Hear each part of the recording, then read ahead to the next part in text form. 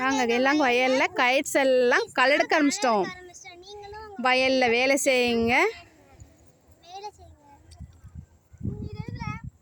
விவசாயத்தை காப்போம், வரும் மலரும் செல்வத்தை வளர்க்க வைப்போம்.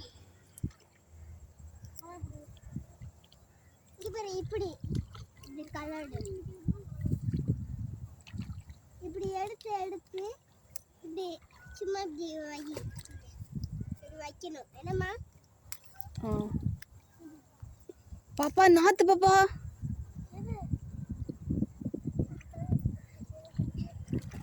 ஓ புல்லு மட்டும் பாரு, அந்த அறுப்பாரு